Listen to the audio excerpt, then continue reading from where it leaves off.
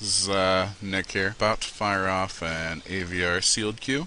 Not that I think anybody cares about AVR anymore with M13 pre-release coming up this weekend, but the idea was more to give people a few tips on how to do sealed deck construction. With the pre-release coming up, maybe a few of my methods will help you construct your deck quicker, make better decisions. It's really trying to focus more on the process, but basically as soon as I get my product, I just open it as fast as I can and I color sort it.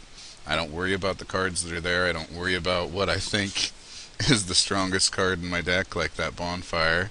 But, I just get them sorted as fast as I can. I don't worry about anything that's in there because you can make your decisions later. All that matters is, getting that taken care of. So then once I've sorted out my colors, I look at what I actually have, and I still don't try and evaluate, which color I'm going to be playing, which is strongest. I just go through and go playables. And all three of these artifacts are playable to some degree, And then I usually split them up and I just, make a pile of unplayables and a pile of playables. So we got, even though Sheltering Word's not completely unplayable, I'm pitching it off because, for now I don't intend to play it. If I do end up, it'll be at best a sideboard card. And these are all playable. Wow. Okay. So, green is nuts. But once again, I'm not really evaluating so much as just getting the playable cards sorted into one pile and getting the unplayable / board cards sorted into another. What matters is our main deck here, not even our sideboard so much. And if it's fringe cards, like cards that could excel in in a certain deck, but by and large aren't very good, I just pitch them over here. I just pitch them in the unplayable file. I can evaluate that later. And then I really don't do anything other than that while I'm getting my playables and non-playables split up. So we'll do that after.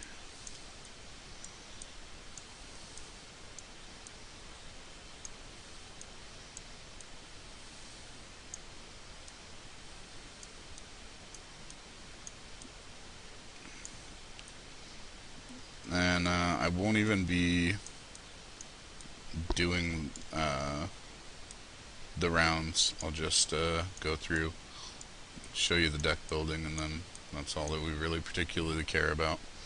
Alright, so we have a massive amount of playables. So now that we've separated out our playables, we want to separate not just playable cards, but reasons to play any given color. Like things that are specifically strong, or specific synergies that we want to max out. Usually it's just, our really strong creatures or our straight up bombs, as well as our removal. Because, any format, removal's very important. Okay. So those are reasons that we want to play white.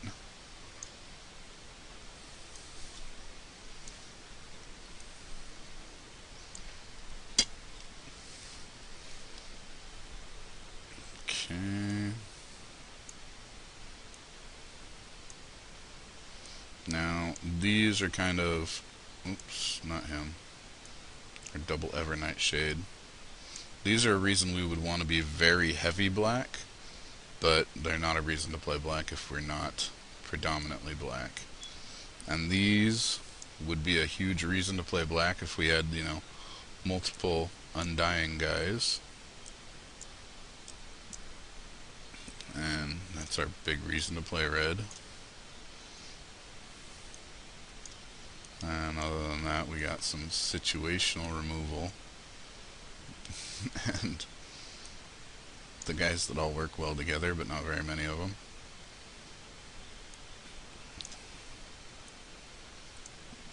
And our really strong creatures also fall right into that reasons to play a color.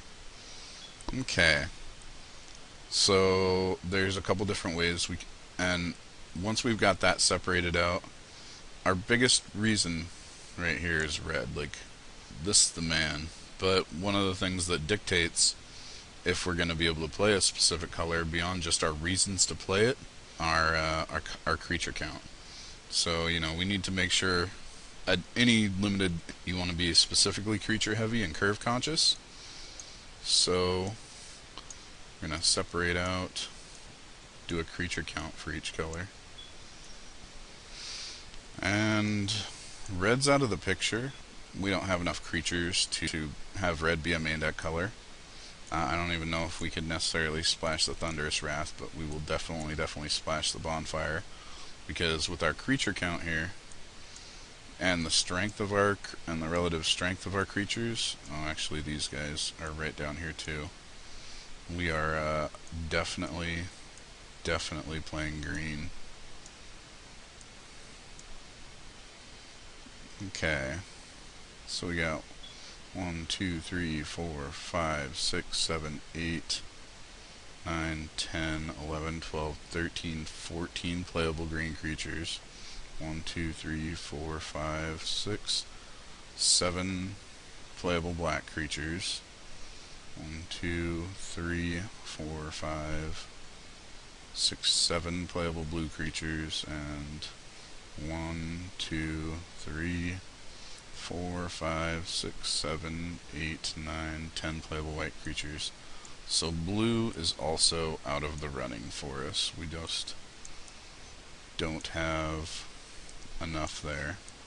So with this pool, we are looking at building either a black-green splash bonfire or green-white splash bonfire. Now, in white we have 1, 2, 3 flyers. In black we have more removal and only 2 flyers. Silverblade's really powerful though. Herald of War is really good with our... We got one... Well, we only really have one good angel to go with it, I guess. So that makes it significantly less so. No real humans on the high end of the curve. So between the Deathwind double bone splinters, I think black, green, splashing red is how this pool is gonna go. Splashing a bonfire.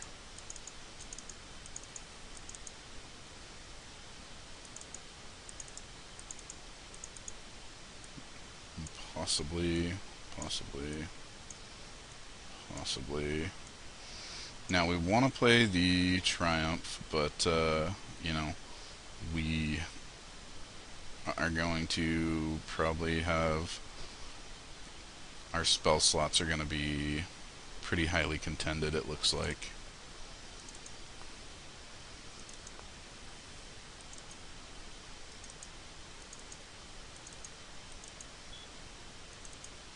Okay. So now with the bonfire being our only splash, I don't think we need the vessel, though it's certainly an option. So let's look at our spells. Right now we just have the 4 removal spells, so we certainly have more room for those. So I want to run the Triumph. That'll get us a lot of card advantage with how massive our creatures are between the Force Mages and Driver, Druid's Familiar, Demon Lord. Really, for Triumph to excel, all you need to go is any 2-drop with 2 power or more, and then Triumph. And, you know, with 3 2-drops with 2+ power, we got a relatively decent... and that's where you really want to drop Triumph to be able to get a lot of advantage out of it. Like, you know, you drop it 5th or 6th turn, even if you get, you know, a big old Pathbreaker Worm or, you know, Wildwood Geist or something. Spirit. these big guys with it. You don't draw many cards off it at that point, so it's just not that useful. I want to, even though in Sealed, Renegade Demon's just fine, big guy, I want to avoid the double black because it looks like we're going to be close to an even split, probably leaning more towards green, and I want to avoid the black cost as much as we can. I think the shades are going to be worthwhile in here just for bone splinters alone, so you know, I'm not overly worried. It would be nice for them if we were heavier black. I think Necrobite's going to be fine in here because we're definitely going to be the more of like a relentless attrition style deck, drop a threat and then just remove things out of our way and just keep pounding in, put them on their back heel and just keep on coming.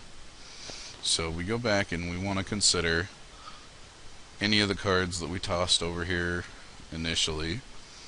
For instance, especially with like Druid's Familiar, that makes for some really big dudes. So it would probably be worth our time to run the Essence. So we pretty much dismissed these cards. Our 3-drops are so much better than him, we just don't need him. Still on the fences about Killing Wave. Abundant Growth would be nice for additional fixing. Geist. Okay, these are all fine. So we're looking to fill in a... I'm going to say 2 more cards because our curve's really low. We can probably run 16 land in here on top of double Borderland Ranger, so he's going to fetch a lot of our land and allow us to run more playables on top of it. I actually like running Eaten by Spiders main, but with the quality of our creatures and our spells, don't think there's any reason. Running the red is just a splash. I don't want that Thunderous Wrath to be abandoned in our hand, so we're discounting that one. Let's see. 1, 2, 3, 4. Only 4 guys to go with the Lumber Knot, so he's out of contention. That's out of contention.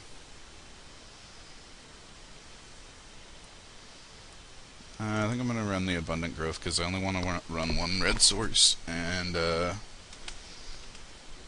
that's another one that allows us to run even less land because of the effective cycling of it. So now we're just looking at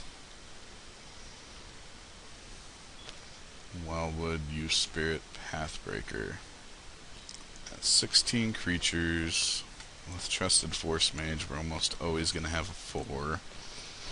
Druid Familiar will probably have a 5+, 5.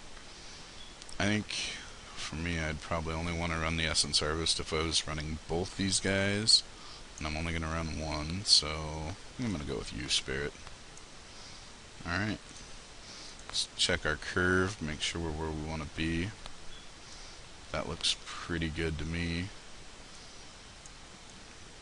Now, when you're considering your curve, you actually want to consider specifically your creatures, because just because something costs that much doesn't mean it's a drop. Bone Splitters is just, you know, we're never going to play Bone Splitters on turn 1, so it's not really part of our curve.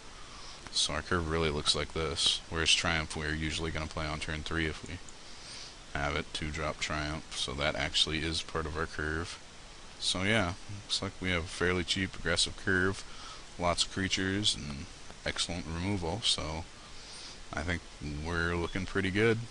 That's what I do when I'm making a sealed deck. Just separate your playables, separate your reasons to play a color, you know, and what really draws you to it, and that's usually flyers, removal, exceptionally strong creatures, and then, you know, just straight up bombs. And then once I have my reasons to play a specific color, you know, I separate it out, see which colors can, you know, give me the creature base that I need, and then you build in your synergies and go from there. And pretty much as long as you have creatures, removal, and a realistic curve, you know, even if your deck's not amazing, you'll always have the opportunity to interact with your opponent, which is the most important thing.